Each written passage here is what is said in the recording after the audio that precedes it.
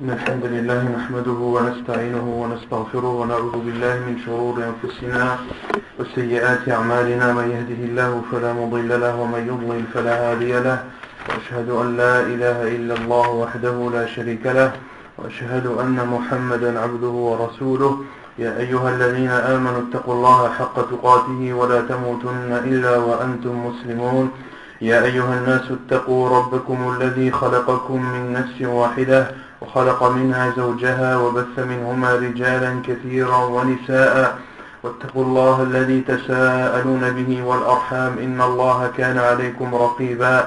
يا أيها الذين آمنوا اتقوا الله وقولوا قولا سديدا يصلح لكم أعمالكم ويغفر لكم ذنوبكم ومن يطع الله ورسوله فقد فاز فوزا عظيما. أما بعد فإن خير الكلام كلام الله وخير الهدي هدي محمد صلى الله عليه وسلم وشر الأمور محدثاتها وكل محدثة بدعة وكل بدعة ضلالة وكل ضلالة في النار. Toujours dans l'explication du livre Al-Wajiz fi fiqh sunnati wal kitab al-aziz, l'essentiel dans la compréhension du livre et de la sunna du prophète sallallahu alayhi wa sallam. Donc la semaine dernière on avait traité de deux chapitres. Le premier qui était le chapitre de Al-Khul, le chapitre de Al-Khul. Quelle est la définition de Al-Khul dans la langue arabe et en islam? Non? Dans la langue arabe, c'est le fait de retirer par exemple un vêtement, de retirer en général. Donc dans la langue arabe, cela signifie de retirer, d'enlever, d'ôter. Et on donne à titre d'exemple en langue arabe, khala'a thawb, c'est-à-dire il a enlevé ses vêtements. Non. Et dans la religion? Dans la religion, c'est le fait que la femme se retire de son mari, qu'elle demande qu'elle se rachète de son mari par une compensation financière ou par des biens. Quelle est la définition précise qu'on avait donnée? C'est la séparation de l'homme avec sa femme avec une compensation financière. Avec une compensation financière que l'homme prend de sa femme. Et on avait dit que celui qui a la possibilité de prononcer le divorce ou de prononcer la séparation, c'est toujours l'homme et non la femme, et cela n'empêche pas ou n'interdit pas à la femme, si cela est justifié, qu'elle demande le divorce ou qu'elle demande la séparation. De demander est une chose, mais de prononcer le divorce ou la séparation, c'en est une autre. Il faut bien séparer ces deux aspects. Ensuite, on avait parlé de le fait que Al-Khul est légiféré en islam. Quelle est la preuve que cette séparation entre un mari et sa femme, avec une compensation financière qui est donnée à l'homme, quelle est la preuve que cela est légiféré dans notre religion? Quelle est la preuve? Déjà, est-ce qu'il y a une preuve dans le Coran? Une preuve dans le Coran ou pas? Oui. Quelle est cette preuve? Quelle est cette preuve? وَلَا يَحِلُّ لَكُمْ أَن تَأْخُذُوا مِمَّا آتَيْتُمُوهُنَّ شَيْئًا إِلَّا أَن يَخَافَ أَن لَا يُقِيمَ حُدُودَ اللَّهِ فَإِنْ خِفْتُمْ أَن لَا يُقِيمَ حُدُودَ اللَّهِ فَلَا جُنَاحَ عَلَيْهِمَا فِيمَا افتدت به. Alors Santana a dit, et il ne vous est pas autorisé de prendre ou de reprendre ce que vous avez donné à vos femmes comme dot, sauf si vous avez peur de dépasser les limites d'Allah Azza wa Jal en restant ensemble. Dans ce cas, Allah Santana a dit, فَلَا جُنَاحَ عَلَيْهِمَا فِيمَا افتدت به. Il n'y a pas de mal pour eux, c'est-à-dire pour l'homme et sa femme, de se séparer فِيمَا افتدت به, avec la compensation que la femme donne à son mari. Et dans la sunna du prophète sallallahu alayhi wa sallam, on avait cité le hadith de Thabit ibn Qais radiyallahu anhu. Qu'est-ce qui est stipulé dans ce hadith? La femme qui veut divorcer, qui est... Est-ce que c'est le hadith de Thabit ibn Qais? Non. C'est le hadith qui parle de Thabit ibn Qais et de sa femme, mais le hadith c'est le hadith de Ibn Abbas radiyallahu anhuma. Donc dans ce hadith, qu'est-ce qui est cité? la femme de Thabit ibn Qais se rend chez le prophète sallallahu alayhi wa sallam, Non. explique sa situation avec son époux, qu'elle peut plus vivre, qu'elle a peur de la mécréance en islam, Non. et qu'elle veut se séparer de son mari, donc le prophète sallallahu alayhi wa sallam lui ordonne de rendre le verger qu'il lui avait donné. Non. Donc elle accepte de le rendre et Thabit ibn Qais accepte la séparation. Non.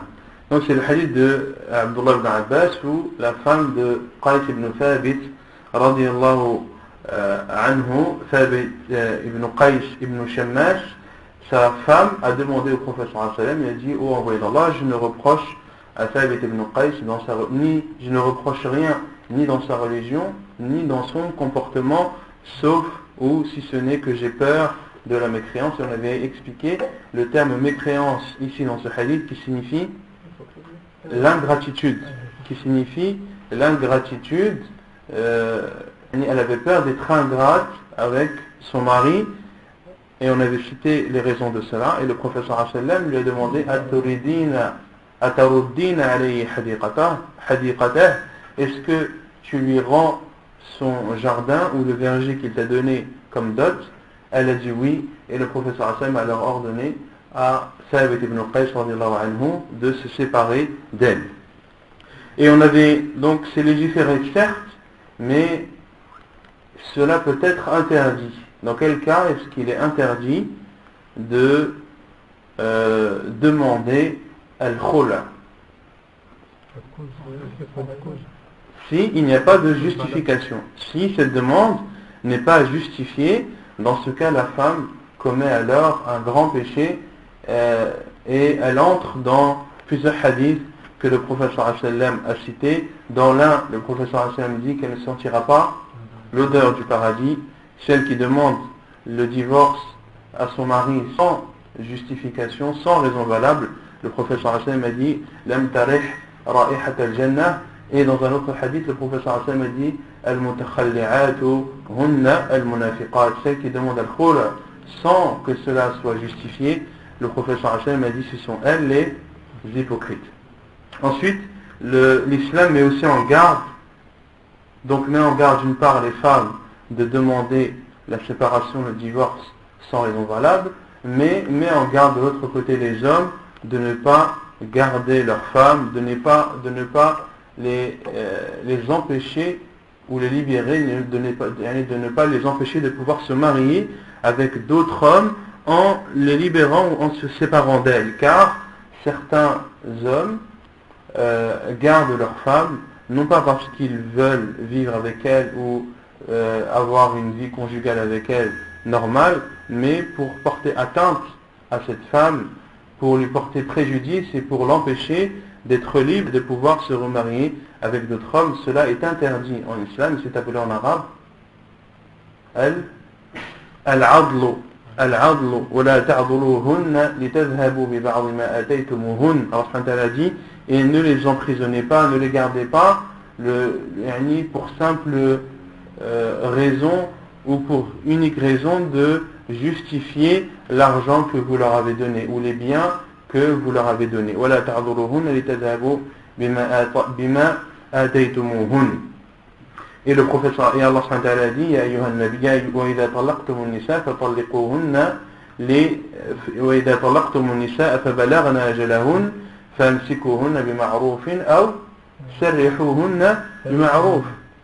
Non, famsikuhunna bima'rufin aw fariquhunna bima'ruf. Allah subhanahu wa ta'ala dit: et lorsque vous divorcez de vos femmes et que la durée d'attente a été terminée ou est terminée, alors soit vous les gardez dans le bien, ou soit vous les libérez ou vous vous en séparez dans le bien. Donc ne pas la garder dans le mal, c'est-à-dire dans le simple fait de ne pas la divorcer, qu'elle reste sa femme uniquement pour l'empêcher de faire sa vie avec un autre homme. Et ensuite on avait parlé de khul, et on avait dit que ce n'était pas considéré comme un divorce, mais c'est une séparation qui n'est pas considérée comme un divorce. Et on avait cité les preuves de cela, les preuves qu'a cité l'imam Ibn al-Qayyim rahimahullah ta'ala, dans son livre Zadul Ma'ad fi Hadi Khayr al-Ibad. Et dans ce livre, l'imam Ibn al-Qayyim rahimahullah a cité 3 arguments qui prouvent que al-khul n'est pas un divorce.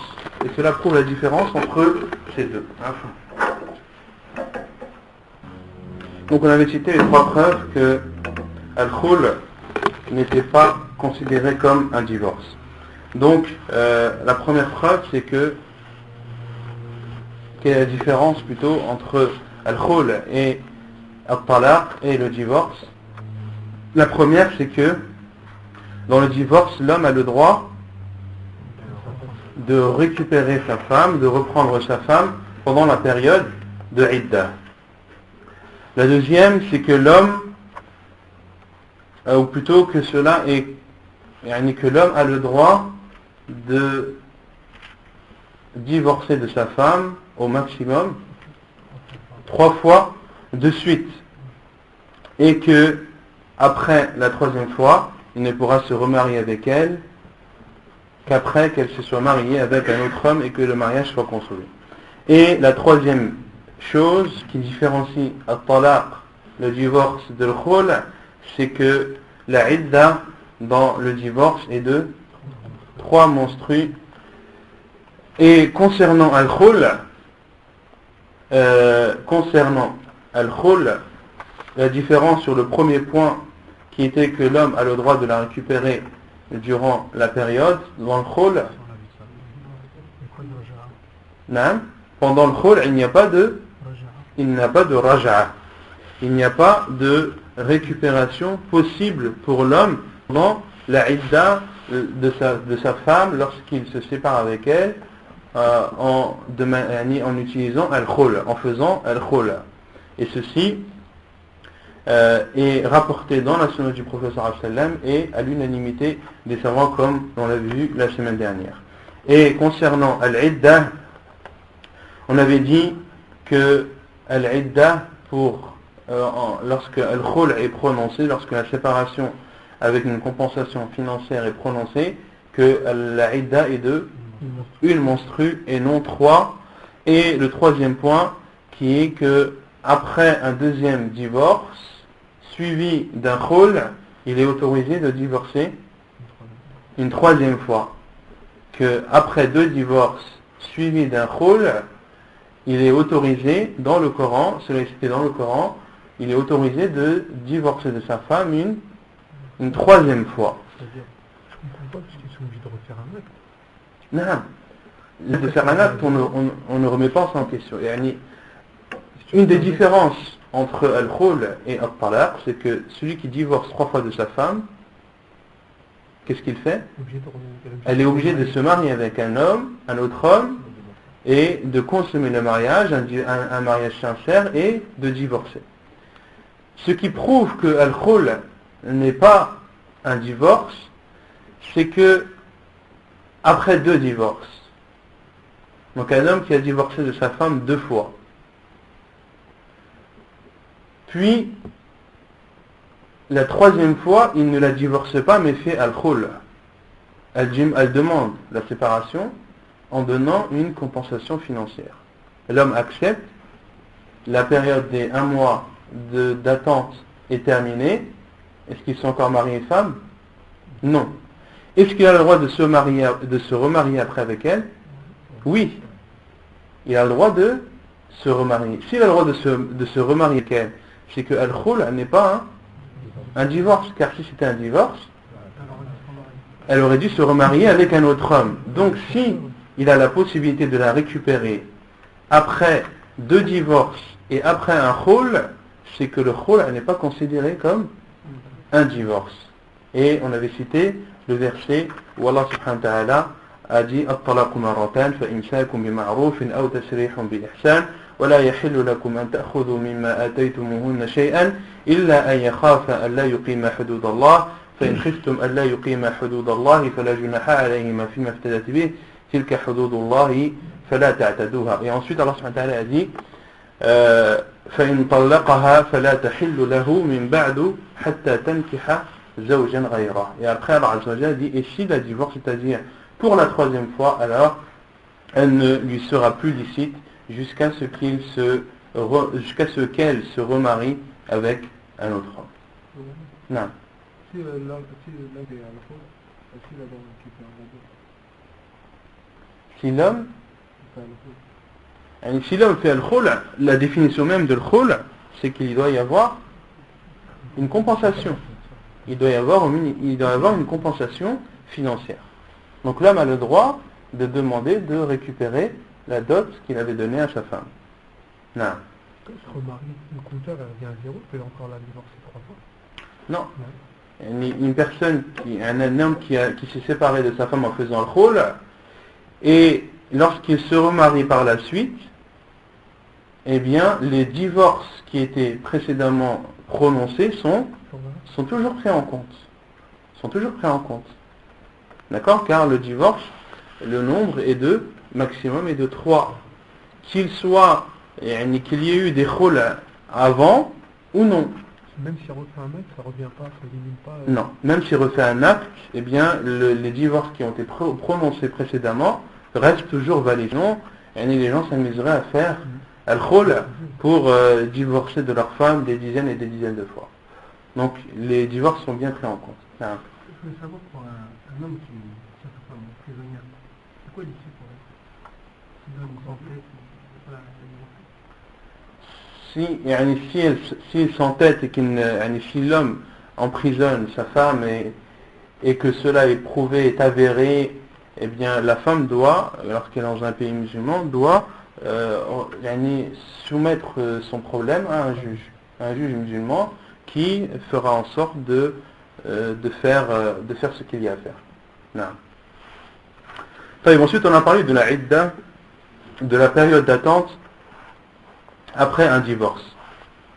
On avait dit qu'en arabe, al-idda signifie le nombre ou le fait d'énumérer, de compter. Et en islam, al-idda, c'est une période dans laquelle la femme attend, avant de se remarier avec un autre homme, et ceci après que son mari soit décédé ou bien lorsque son mari se sépare d'elle. Donc c'est ce qui est appelé al-idda en islam. En islam, l'idda, c'est une période d'attente dans laquelle la femme s'abstient de se marier avec un autre homme, et cette période intervient soit après la mort de son mari ou soit après la séparation sa séparation avec son mari. Et on avait dit qu'il y avait plusieurs sortes de idda. Tout d'abord, la idda concernant la veuve. La idda concernant la veuve, il y a combien de sortes de idda, combien de périodes sont applicables chez la femme veuve? 4 mois et 10 jours. Il y en a 2. Il y a combien déjà de idda? Il y en a 2. La première, lorsque la femme perd son mari, lorsqu'il décède, alors la idda est de 4 mois et 10 jours à condition qu'elle ne soit pas enceinte. À condition qu'elle ne soit pas enceinte. Donc si c'est une veuve qui n'est pas enceinte, la idda est alors de 4 mois et de 10 jours. Par contre, si elle est enceinte, la idda, c'est la période d'attente, c'est jusqu'à l'accouchement. وَأُولَاتُ الْأَحْمَالِ أَجَلُهُنَّ أَنْ يَضَعْنَ حَمْلَهُنَّ. Et celles qui sont enceintes, comme Allah subhanahu wa ta'ala le dit, leur période d'attente, c'est le moment où elles accouchent. Et leur période d'attente, c'est jusqu'au moment où elles accouchent. Et ensuite, il y a aussi la idda, la période d'attente pour la femme divorcée. Pour la femme divorcée, il y a 2 cas, lorsque le mariage est consommé et lorsque le mariage n'a pas été consommé. Lorsque le mariage n'a pas été consommé, alors la idda est il n'y a pas de idda. Alors la idda est qu'il n'y a pas de idda. Et ceci est cité dans le Coran. Allah subhanahu wa ta'ala le cite dans le Coran. فَمَا لَكُمْ مِنْ عِدَّةٍ تَعْتَدُّونَهَا فَمَا لَكُمْ عَلَيْهِنَّ مِنْ عِدَّةٍ تَعْتَدُّونَهَا. Et lorsque la femme est divorcée et que le mariage a été consommée, alors la idda est de 3 menstrues. La idda est de 3 menstrues. Et si la femme n'a pas encore ses menstrues, ou si elle est ménopausée, c'est-à-dire qu'elle a atteint l'âge de la ménopause, c'est-à-dire l'âge où la femme qui atteint un âge avancé n'a plus de règles. Elle est appelée une femme ménopausée. Et cette femme âgée, de même que la femme qui n'a pas encore eu ses règles, lorsqu'elle est divorcée, la idda est de 3 mois. La idda est de 3 mois. طيب. C'est la femme si le mariage a été consommé et qu'elle tombe enceinte. Non, Mahsan. Il y a aussi la femme divorcée. Et qui est enceinte. Sa idda est... Non, sa idda dure, la période d'attente dure jusqu'à l'accouchement. Ensuite, on avait parlé de l'ihdad. Qu'est-ce que l'ihdad? L'ihdad, c'est ce que la veuve doit respecter. C'est ce que la veuve doit respecter comme comportement lorsque elle est en période de idda. Et quelles sont les choses qu'elle doit respecter, qu'on avait citées la semaine dernière? Elle ne doit pas s'embellir, ne doit pas se parfumer, ne doit pas mettre le kuhl, ne doit pas mettre des bijoux, et elle ne doit pas sortir. Comme le disent les savants, elle ne doit sortir qu'en cas de nécessité de jour et en cas de force majeure de nuit. Comme le dit Cheikh Ibn Uthaymin, une femme qui est en période de idda, une femme qui a une veuve qui est en période de idda, ne doit sortir de chez elle le jour qu'en cas de nécessité et la nuit qu'en cas de force majeure. Et on avait dit qu'elle ne devait pas aussi porter des vêtements colorés. On avait dit que cela concernait les vêtements qui étaient au temps du prophète sallallahu alayhi wa sallam, les vêtements colorés, c'est-à-dire les vêtements à qui on donnait une couleur autre que la couleur d'origine, que cela était considéré à l'époque du prophète sallallahu alayhi wa sallam comme étant des vêtements d'embellissement, des vêtements que les gens mettaient pour s'embellir. Et on avait dit aussi que al-khidab, que le fait de se teindre, de se teindre la peau ou de se colorer la peau avec du henné, etc., cela aussi entre dans al-ihdad, et la femme veuve en état d'attente pendant la idda doit s'abstenir de tout cela. Ouais. Non. Chez elle, elle n'a pas le droit de mettre. Non. Même chez elle, elle n'a pas le droit de mettre. Même chez elle. Même le kuhl, le parfum, etc. Les hadiths du professeur sallam sont généraux et ils concernent la femme, quel que soit l'endroit où elle est et à n'importe quel moment du jour ou de la nuit. Ensuite, non. Il y a une exception aussi pour la purification des menstrues. Non, il y a, on avait cité le hadith du professeur sallam la semaine dernière, sauf pour une femme qui se lave et qui fait son ghusl des menstrues, dans ce cas il lui est autorisé d'utiliser un peu de bukhour, qui est l'encens ou le parfum qui est diffusé en étant brûlé, car le professeur sallam a autorisé une petite quantité de ce genre de parfum pour la femme, et ceci lorsqu'elle se lave de ses menstrues, lorsqu'elle fait son lavage ou son ghusl des grands menstrues. Non. Et elle n'a pas le droit de suivre les janazas, mais ça c'est général. Ça concerne la femme qui est en état de ihdad ou celle qui ne l'est pas, comme on avait vu dans le livre des rites funéraires.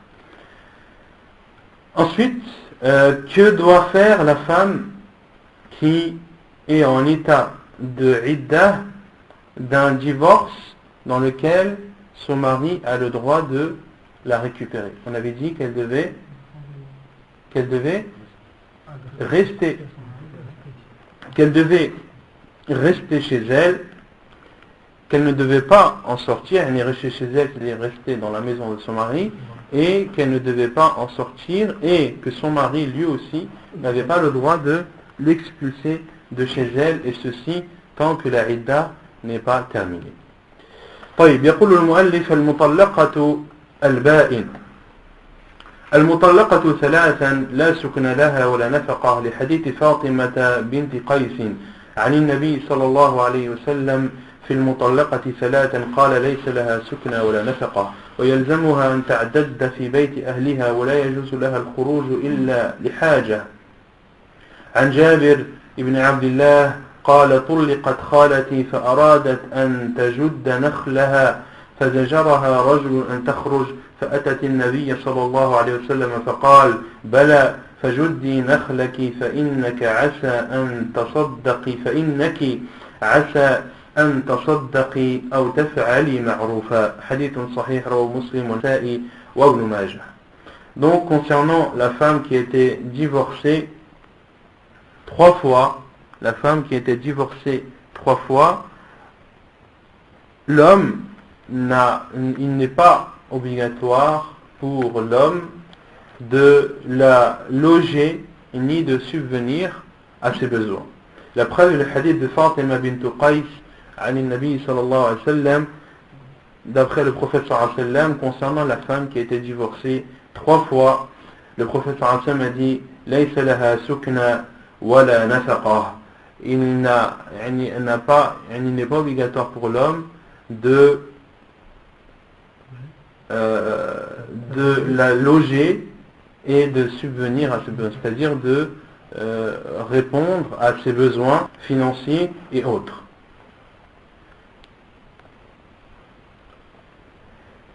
Et ceci, le hadith de Fatima bint Qais, l'auteur a cité que la fin du hadith.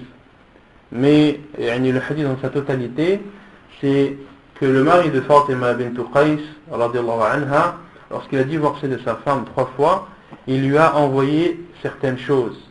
Et elle a refusé de les accepter car elle considérait que cela n'était pas assez.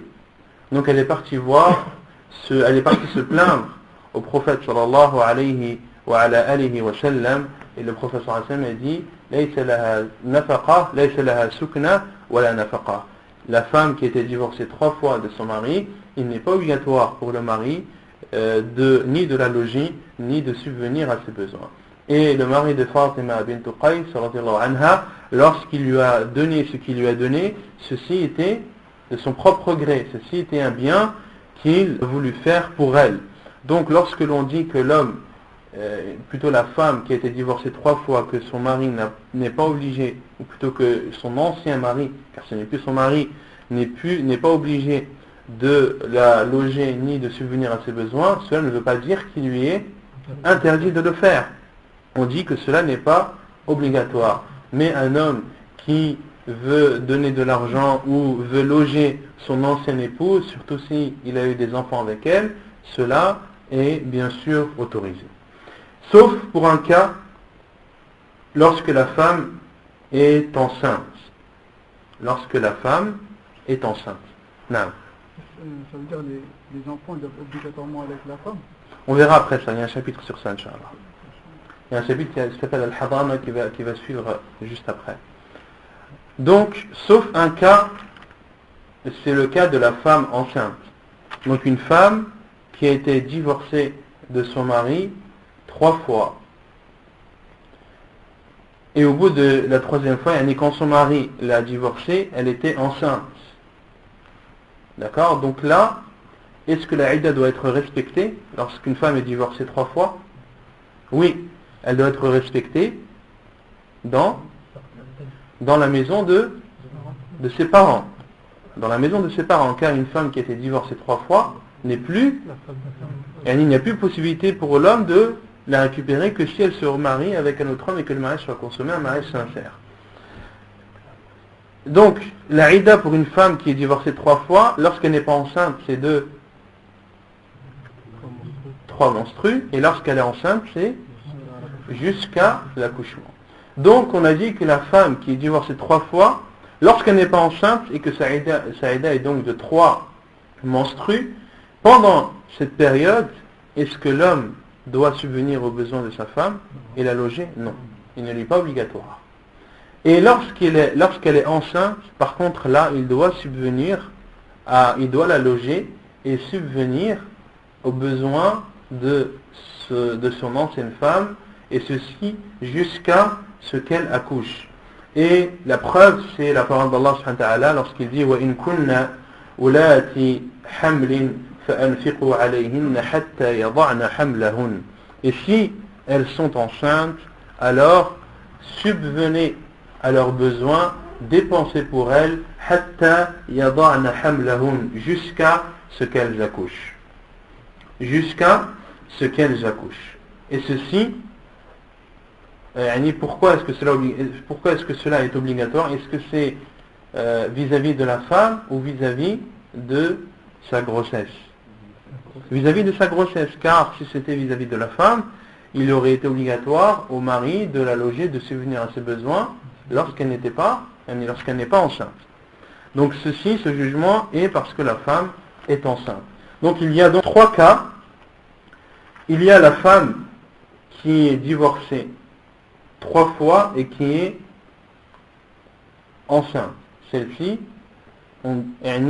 l'homme doit la loger et doit subvenir à ses besoins. Et il y a la femme qui est divorcée, qui n'est pas enceinte, mais d'un divorce, qui a été divorcée moins que 3 fois. Dans ce cas, son mari doit la loger et subvenir à ses besoins. Il doit la loger où? Chez lui, car il a la possibilité de la récupérer pendant cette période. Et il y a le 3e cas, qui est la femme qui est divorcée 3 fois et qui n'est pas enceinte. Elle, l'homme ou son ancien mari, n'est pas obligé ni de la loger ni de subvenir à ses besoins.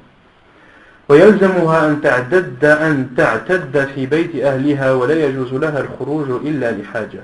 Et il est obligatoire à cette femme qui a été divorcée 3 fois de respecter sa période d'attente dans la maison de ses parents, et il ne lui est pas autorisé de sortir sauf en cas de nécessité. عن جابر بن عبد الله قال طلقت خالتي فأرادت أن تجد نخلها فزجرها رجل أن تخرج فأتت النبي صلى الله عليه وسلم فقال بلى فجدي نخلك فإنك عسى أن تصدقي أو تفعلي معروفا. Et la preuve que cela est autorisé en cas de nécessité, c'est le hadith de Jabir ibn Abdullah radiyallahu anhu qui dit que sa tante maternelle a été divorcée, c'est-à-dire 3 fois. Et elle a voulu s'occuper de ses palmiers. Et un homme l'a fortement réprimandé et lui a interdit de sortir. Elle est alors partie voir le prophète sallallahu alayhi wa sallam, et le prophète sallallahu alayhi wa sallam lui a dit Bala fajuddi nakhlaki. Et le prophète sallallahu alayhi wa sallam lui a dit bien au contraire, occupe-toi de tes palmiers, فإنك عسى أن تصدقي أو تفعلي معروفا, car en t'occupant de tes palmiers, tu pourras soit donner en aumône de ces dattes, ou soit alors de faire un bien. Donc les savants ont déduit de ce hadith qu'il est autorisé à la femme qui était divorcée 3 fois de sortir de la maison de ses parents dans laquelle elle respecte cette période d'attente, de sortir en cas de nécessité. طيب يقول المؤلف الاستبراء إذا استحدث الرجل ملك أمة توطأ حرم عليه الاستمتاع بها حتى يستبرئها إن كانت حاملا بوضع الحمل وإن كانت من ذوات الحيض بحيضة. Donc l'istibra qui signifie le fait de s'assurer que la femme n'est pas enceinte, ou si elle est enceinte d'attendre qu'elle accouche. Et ceci concerne au temps du prophète sallallahu alayhi wa sallam, lorsque l'homme pouvait, ou lorsqu'un homme pouvait avoir en sa possession une esclave, chose qui n'est plus possible à notre époque. Et l'auteur dit lorsqu'un homme achète une esclave avec laquelle il peut avoir des rapports, il lui est interdit d'avoir des rapports avec elle jusqu'à ce qu'il fasse al-istibra. Que signifie faire al-istibra? Si elle est enceinte, c'est d'attendre qu'elle accouche, et si elle fait partie des femmes qui ont leur menstru, alors d'attendre une période de menstru. Une période de menstru, car la femme, lorsqu'elle a ses menstrues, cela prouve qu'elle n'est pas enceinte. عن رويفع بنت ثابت أن النبي صلى الله عليه وسلم قال من كان يؤمن بالله واليوم الآخر فلا يسقي ماءه ولد غيره فلا يسقي ماءه ولد غيره. حديث حسن رواه الترمذي وأبو داود. وعن أبي سعيد أن النبي صلى الله عليه وسلم قال في سبي أو طاس لا توطى حامل حتى تضع ولا غير حامل حتى تحيض حيضة. Et selon Ruwayfi' ibn Thabit, il rapporte que le prophète sallallahu alayhi wa sallam a dit celui qui croit en Allah et au jugement dernier, qu'il ne fasse pas entrer son eau dans l'enfant d'autre que lui. Autrement dit, le prophète sallallahu alayhi wa sallam a dit celui qui croit en Allah et au jugement dernier et qui a en sa possession une esclave qu'il vient d'acquérir, qu'il ne mélange pas son eau avec l'enfant d'autre que lui. C'est-à-dire qu'il n'ait pas de rapport avec cette esclave tant qu'elle est enceinte. Et selon Abu Saïd, il rapporte que le prophète sallallahu alayhi wa sallam a dit concernant les prisonniers de Awtas que la femme enceinte ne doit pas être approchée, c'est-à-dire on ne doit pas avoir de rapport avec elle jusqu'à ce qu'elle accouche, et celle qui n'est pas enceinte jusqu'à ce qu'elle ait une menstrue. وعن ابن عمر رضي الله عنهما قال إذا وهبت الوليدة التي توطى أو بيعت أو عتقت فليستبر رحمها بحيضة ولا تستبر العذراء. حديث صحيح رواه البخاري. Et selon Abdullah ibn Umar radiallahu anhuma, il dit lorsqu'une femme, une esclave avec laquelle on peut avoir des rapports est donnée, ou bien lorsqu'elle est vendue ou lorsqu'elle est affranchie, il doit y avoir al-istibra qui doit se faire en attendant une période de menstru. وَلَا تُسْتَبْرَ الْعَذْرَى. Et concernant celles qui sont vierges, il n'y a pas de istibra à faire, car elles sont vierges. Authentique, c'est une parole authentique de Abdullah ibn Umar rapportée dans Al-Bukhari. Ensuite, l'auteur parle du chapitre de l'Hadana. Al-Hadana, ta'rifuha hiya hifdhu at-tifli amma yadurruhu wal qiyam bi masalihi. Qu'est-ce que l'Hadana en islam? Al-Hadana signifie, comme l'auteur le dit, c'est préserver l'enfant de ce qui peut le nuire et de s'acquitter de ce qui est bénéfique pour lui. C'est-à-dire, d'une part, protéger l'enfant d'un mal ou de nuisance qui pourrait l'atteindre, et d'un autre côté, c'est d'accomplir ou de faire en sorte de subvenir et de s'occuper de cet enfant et de lui apporter tout ce dont il a besoin. وإذا فارق الرجل زوجته وله منها ولد فهي أحق به إلى 7 سنين ما لم تتزوج فإذا بلغ 7 سنين خير بين أبويه فأيهما اختار ذهب به. Lorsqu'un homme se sépare de sa femme et qu'il a avec elle un enfant, فهي أحق به إلى 7 سنين. La femme a le plus le droit de garder cet enfant jusqu'à ce que l'enfant atteigne l'âge de 7 ans. ما لم تتزوج, et ceci tant qu'elle ne s'est pas remariée. فإذا بلغ 7 سنين خير بين أبويه, et lorsque l'enfant atteint l'âge de 7 ans, alors on lui demande de choisir entre son père et sa mère, فأيهما اختار ذهب به, et celui ou celle qu'il aura choisi, il restera avec lui ou avec elle. عن عمرو بن شعيب عن أبيه عن جده أن امرأة قالت يا رسول الله إن ابني هذا كان بطني له وعاء وثدي له سقاء وحجري له حواء وإن أباه طلقني وأراد أن ينتزعه مني فقال لها رسول الله صلى الله عليه وسلم أنت أحق به ما لم تنكحي. حديث حسن رواه أبو داود. Selon Amr ibn Shu'ayb, selon son père, selon son grand-père, qu'une femme a dit, ô envoyé d'Allah, mon enfant et ni mon ventre était pour mon enfant une protection, et mes seins étaient pour lui pas de la nourriture, mais mes seins lui donnaient à boire.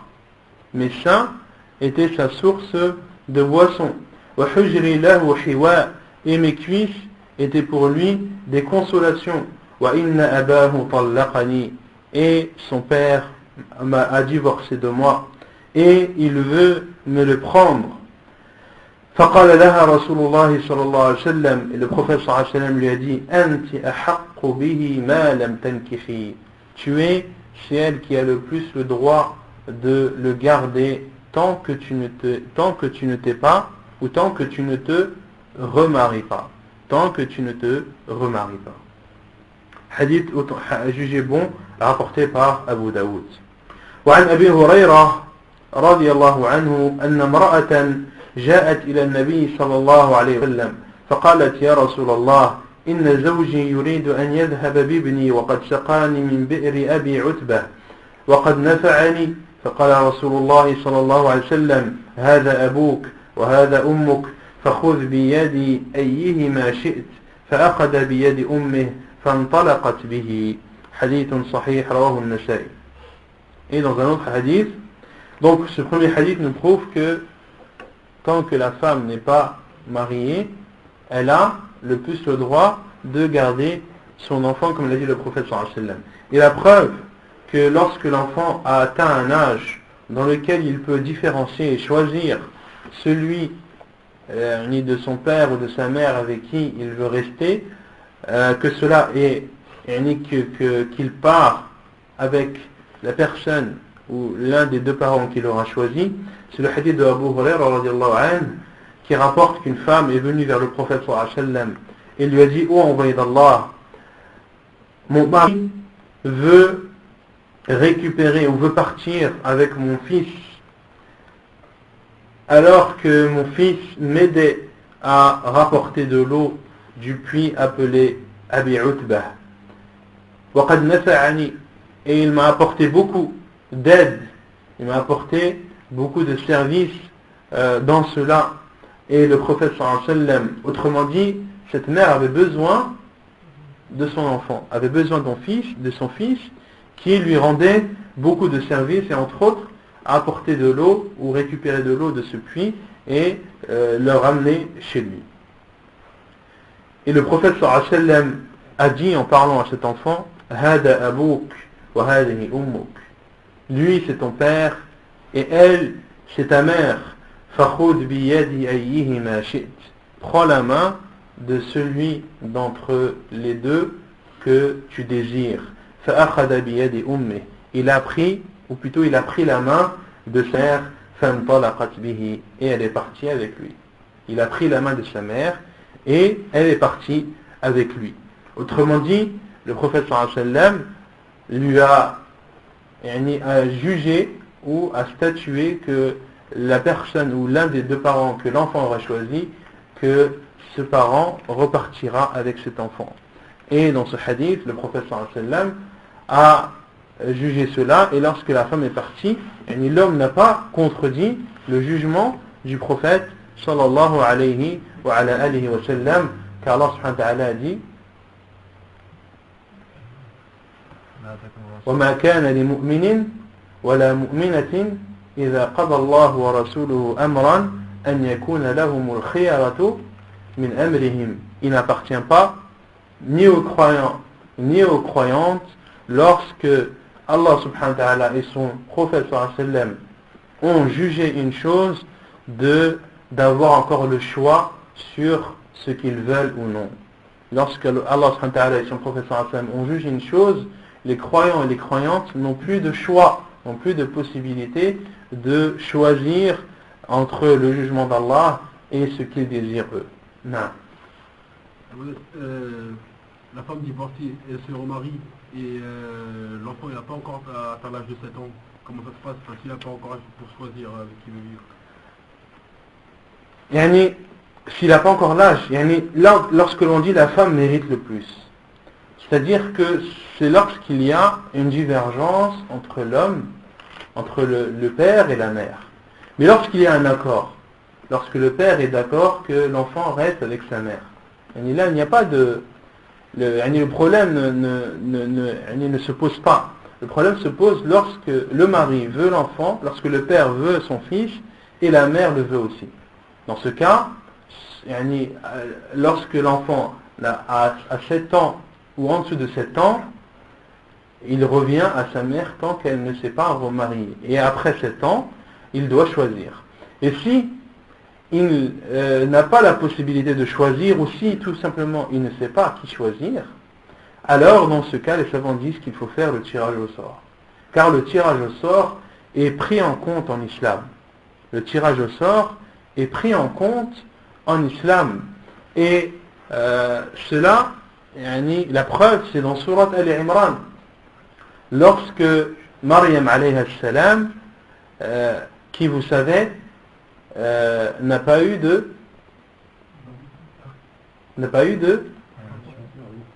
mari. Et lorsqu'elle est née, il n'y avait pas, elle était orpheline. C'était, Maryam alayhi salam était une orpheline. Et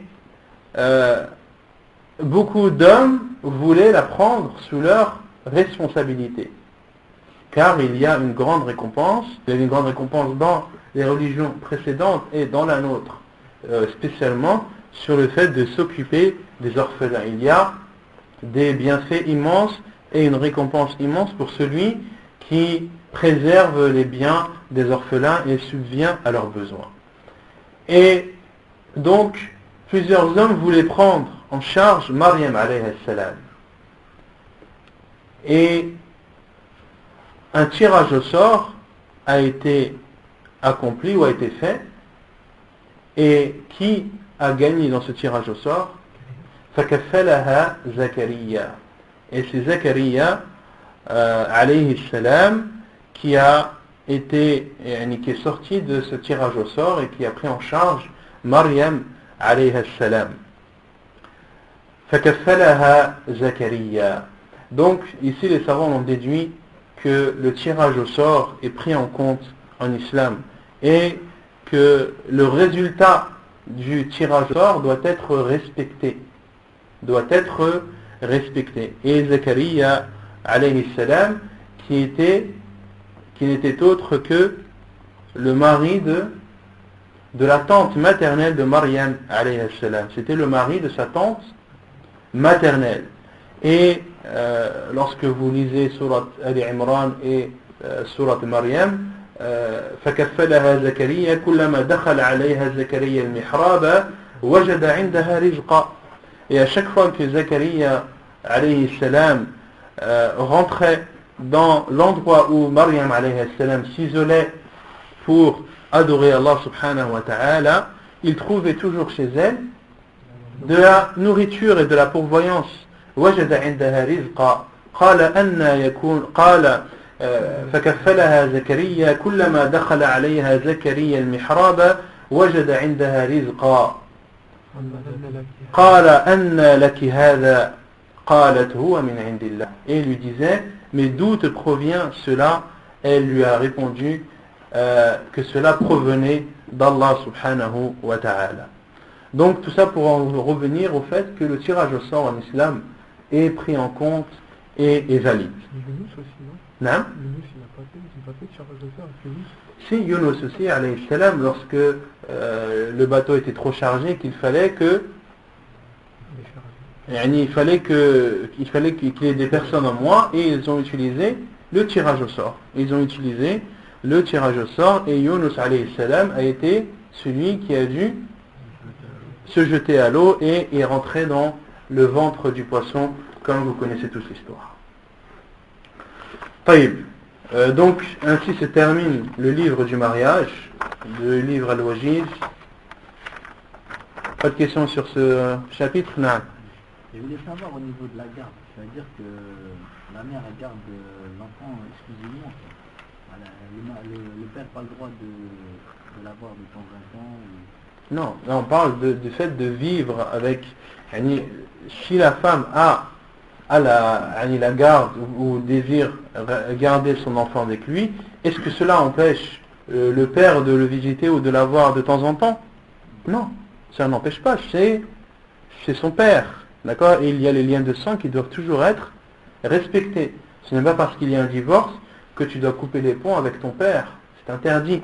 Même si il s'est séparé avec ta mère, il reste ton père et elle reste ta mère, et ils ont des droits sur toi, et si jamais ils vieillissent, tu dois subvenir à leurs besoins, tu dois t'occuper d'eux, tu dois leur obéir, etc. etc. Et tu dois nouer ce lien de parenté et en aucun cas le couper, car celui qui coupe le lien de parenté est maudit dans le Coran. Non. Ici, quand il a l'âge de choisir, il choisit le père, mais le père il ne veut pas s'occuper. Est-ce qu'il est obligé? C'est obligé pour lui, s'il a été choisi. Les savants disent que lorsque l'un est choisi, il doit s'occuper de lui contre son gré. Obligatoirement. Si dans le tirage au sort, c'est la femme qui a été choisie qu'elle ne veut pas, elle doit accepter. Et pareil pour le mari. Si tout le monde faisait ce qu'il voulait, on ne s'en sortirait plus. Si la femme ne voulait pas, elle n'a pas besoin de tirage au sort. Non, mais après c'est là si les deux ne veulent pas, par exemple. Là si les deux ne veulent pas. Non, tu fais le tirage au sort. Parce que l'enfant ne peut pas être laissé comme ça entre les deux sans qu'on s'occupe de lui, ni qu'on le protège. Et Al-Hadana est obligatoire en islam. Le fait de protéger l'enfant du mal et des nuisances et de subvenir à ses besoins et de lui donner tout ce dont il a besoin, c'est une obligation en islam. Non. Est-ce qu'il peut y avoir un accord entre l'homme et la femme? Bien sûr, après tous les droits sont possibles. Là, les jugements que l'on a cités là, c'est en cas de conflit. En cas de conflit où il faut statuer et juger et avoir une parole ferme et claire qui donne la garde ou la responsabilité à l'un ou à l'autre. Allah A'lam. Non. Et chez la mère, ils n'ont pas trouvé d'accord. La mère, elle prive l'enfant de voir son mari. C'est bien interdit. Il est interdit à une mère d'interdire à son mari ou à son ancien mari de voir son fils, ni d'interdire à son fils de voir son père. Car cela est un appel à couper les liens. C'est un appel à couper les liens et cela est interdit en islam. Donc, si admettons, la mère a fait son fils, et quelques temps après, la mère décède, c'est le père qui reprend. Bien sûr. Si la mère décède, après la garde devient obligatoire pour le mari. Car l'enfant, comme je vous l'ai dit, ne peut pas être laissé en suspens comme cela sans que personne ne le prenne en charge. Non. Par rapport à un rôle, la femme elle a le choix entre un bien ou de l'argent? Non, elle a le choix, concernant le rôle, la compensation peut être une compensation financière ou une compensation matérielle. Et la preuve, c'est que le prophète sallam, dans le hadith de la femme de Qais ibn Thabit, le prophète sallam lui a dit est-ce que tu lui rends son jardin? Donc c'est bien quelque chose de matériel. Non, Allah A'lam.